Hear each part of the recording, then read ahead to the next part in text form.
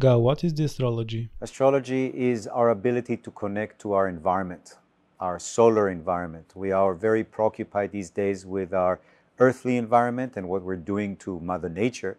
But Mother Nature herself is in her own society, and that is the society of her neighbors, her celestial neighbors. So the idea of astrology is to connect the above with the below. Whatever is happening above us, how does it correspond to what is going down here? And unlike what most people think, that the planets influence us, I think that there is a third factor, maybe God, maybe spirit, maybe the divine, that is connecting the above and the below, but it's the same connection that we have with the mirror, for example. It's not that we influence the mirror influences us, it's just that we reflect to each other.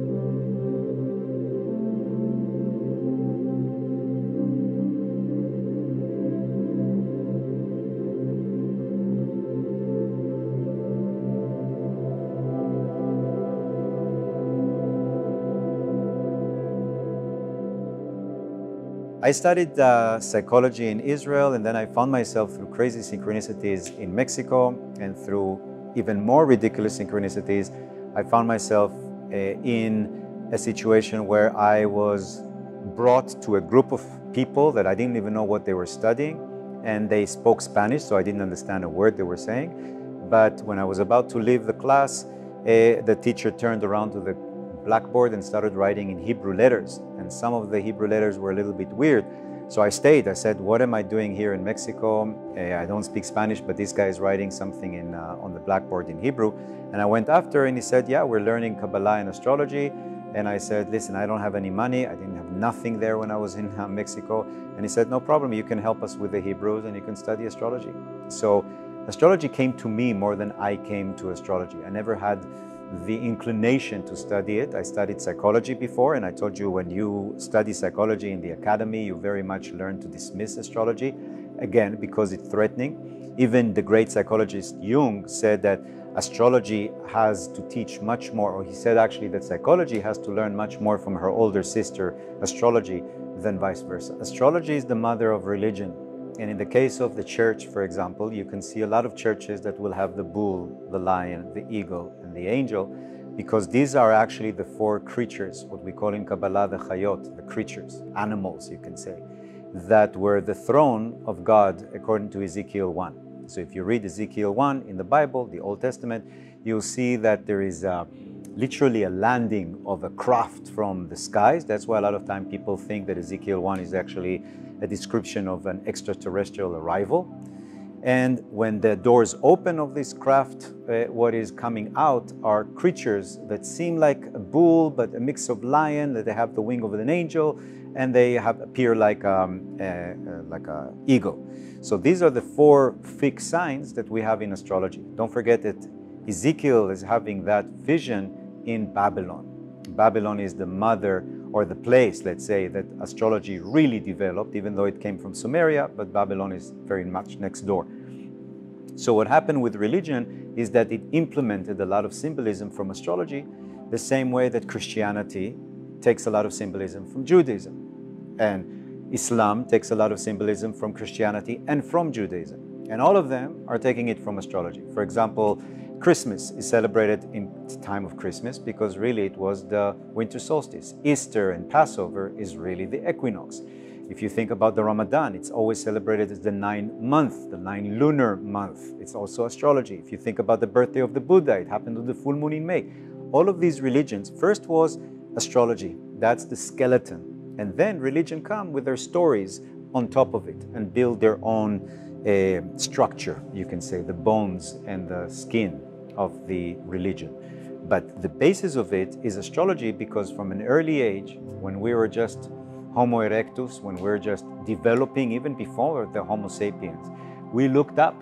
The minute we could walk on two, what happened is that we changed our perspective from looking down, which is what dogs do, and animals that walk on four, they look down. It takes a lot of effort to lift your head up. But when you're walking on two, your whole perception changes completely, and suddenly the skies open. And at that same time in human evolution, due to climate change, funny enough, and earthquakes that happen in East Africa, where we all come from, the jungles that were covering everything, covering the sky, changed into savannas.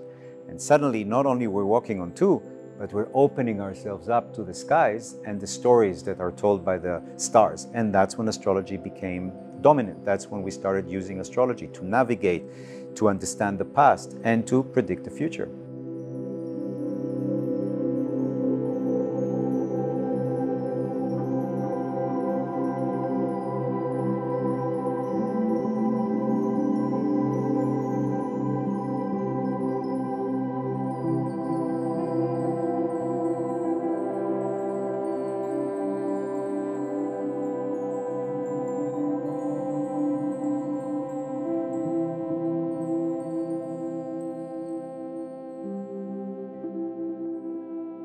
Astrology is different than religion. That's why religion had a hard time with astrology. Some religion aspects did accept astrology, but most religions negate astrology. The mystics of religions do, because mystics are interested in connecting to the one. And what astrology does, it helps us connect to the one. What is that one? Creation, life. I think that astrology helps us survive. It helps us get a cosmic clock. It helps us understand cycles. Everything is a cycle in life. And astrology taps into these cycles, helps us understand what happened in the past, where we are now, and then gives us the tools to decide what we want out of the future. Astrology is not a fortune-telling tool. It is a way for us to understand the past, get the trace of the cycles, and then recognize what we want to do with it in the future. Astrology is a system of symbolism. It's a symbolic system. It's a system that comprehends that everything is part of that oneness, and it's trying to discern patterns, basically cycles that repeat themselves, and give us the tools based on what happened in last cycle to know what is happening right now in our cycles, and therefore work with that. So for example, if I know that now it's summer, I know to bring only t-shirts when I come to Sofia. I'll come to the same place, Sofia, in December. Based on past experience I had in Sofia, when it's really cold, I'll bring warmer clothes. Now it doesn't necessarily mean that December is always winter, because in Australia, December is summer, but still it will be the same ideas that guide me. So based on the past, I can understand or predict even the future, or the general terms of the future. The difference between, like you said, astrology and religion is that religion has the authority of the Pope or the Patriarch or the Rabbi or the Mullah that tells you this is how it is, shut up. Astrology doesn't have that. You have many astrologers. Every astrologer is basically he or her own decision maker in a sense. There is an understanding of the philosophy. It's like a philosophy. You can have a philosophy that believes in this, philosophy that believes in that. So I think astrology lacks that authority. And because of that, it's very exposed to people thinking that it's basically superstition or a belief in nonsense. I think the reason why is because astrology cannot be proven scientifically. Definitely not through the science that we have today. My feeling is that maybe one day astrology will be able to be proven, but not from the science we have today, but maybe more with quantum mechanics or quantum theory, because there we have the concept of entanglement. The two particles that could be completely distant from each other are linked together and experience the same thing, or opposite actually. So that could be much more related to how astrology works. Maybe there is a particle in Saturn and a particle in us that are linked together and experience the same things. But because science couldn't prove, or astrology couldn't prove herself through science, people dismiss it, especially after the age of reason. If you think about it before that, astrology is or was the mother of sciences. We would not have science today if we did not have astrology. So first came astrology, then came science. First came astrology, then came religion. And there is something about both science and religion that want to break away from their mother, the same way that we want to eventually at the age of 18 break away from our mother and father and go to university and find our own life in a sense. So I think that especially people who are very scientifically oriented or religious want to break away from astrology because astrology is kind of the origin.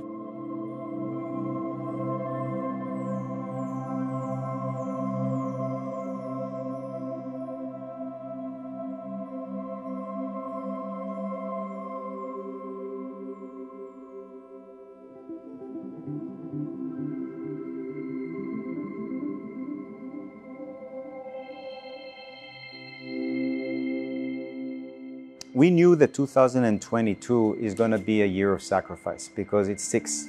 And 6 in many different traditions, in Kabbalah, in Christianity, is associated with sacrifice.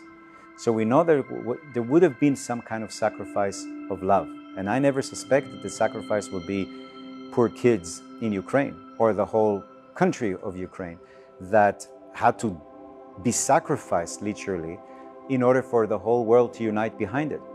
So I think that that was the sacrifice of love of 2022. Because a lot of people that had not even awareness of the Ukrainian flag or the Ukrainian leaders or anything about Ukraine, even the name of cities, suddenly now are feeling this heart connection to these people. Why? It is them somehow, and maybe there's something about the coordinates. It's kind of interesting. I always am fascinated with names. And the name Ukraine actually means borderland. And the whole war is basically between, an understanding, is Ukraine the border of Europe with Russia or the border of Russia with Europe? That's the whole argument in a sense. But Ukraine means borderland. And what borderland means in mythology is the liminal place, the place where magic exists. Anytime you come to a border, that's the moment before you go to sleep and you're not asleep, you're not awake, bang, you're in Ukraine. You're in the borderland. You're in the liminal place. That's why magic happens there. Every time you are puberty is borderland. It's between youth and maturity. Magic happens. Think about yourself when you're puberty, when you're a kid. So much magic, so much is happening. My body's changing. I'm changing my voice. My chest is starting to grow. This is magic. The same thing before we die. There's a lot of magic because you're between the living and the dead. So I think that this year is a year of the border. We're going to meet a lot of situations, a lot of junctions where we could go turn left or turn right. And 2023 is interesting because it's going to be a year of 7. 7 is the connection to the divine. And also, it is interesting because it is a year where Saturn is going to change signs, Jupiter is going to change signs, Pluto is going to change signs, the North Node is changing signs. There's a lot of changing signs. Every time there's a change of signs, it's like we're moving to a new house. There's a lot of bags, especially Pluto. Pluto has been in Capricorn since 2008, since the Great Recession, and now it's moving into Aquarius. It's a different sign. Once in 250 years. Last time it happened was the age of the industrial age started happening. There was a leap that we managed to do. I think that now what's happened to Pluto in Aquarius is going to have an entrance into the age of artificial intelligence, the age of quantum mechanics. I think all of that is going to be happening in the next 15 years.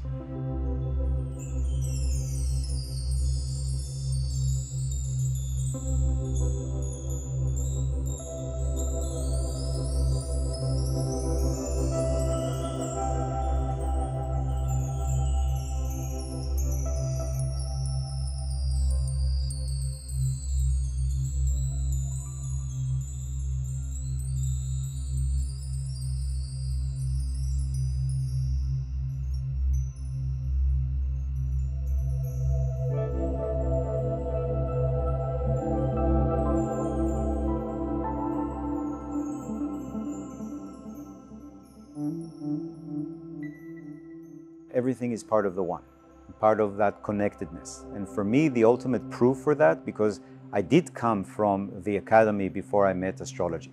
So I came first from psychology. Also, my family is very academician. My sister is a professor.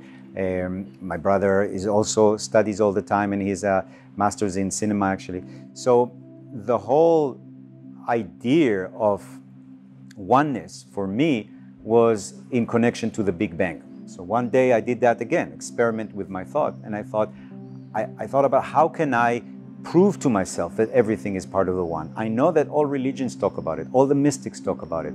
Everybody talks about one, but how do you show it scientifically? And you do it by going back in time. 13.7 billion years ago, we were all part of that infinitely small and infinitely hot, whatever it was, we don't even know what to call it. We call it the singularity, and that moment before Big Bang happened, we were all together. Everything that was, everything that will be, all the continent, all the stars, the galaxies, the aliens, everybody were together in that small space. So everything is one. then what happened? It started expanding into existence. It wasn't even an explosion. The Big Bang is just it's not the right name. So it just expanded into this somethingness that we call life. But we are all connected. We all came from the same source. So calling it God, the Spirit, the moment before Big Bang, singularity. Even the scientific word for the Big Bang is singularity. Think about it. It's all oneness. So if we all come from oneness, we are all still connected. We might have forgotten, and maybe there is an illusion now of you asking me questions, but it's really, I'm asking myself questions and I'm answering it. And it is me who is recording now, and it is me who is looking at me right now, even though you don't speak English and you need translation. You know, even the translation is me translating myself to myself. So everything is part of that oneness. And the minute you get that everything part of the one, of course the moon and I are one. And if the moon is in Leo, I'm in Leo. Does that make sense? So everything of that idea of oneness is not some mumbo jumbo, some mystical thing. If you really want to be scientific, it is pure science. Or it is maybe science catching up to what the mystics have been talking about for thousands of years.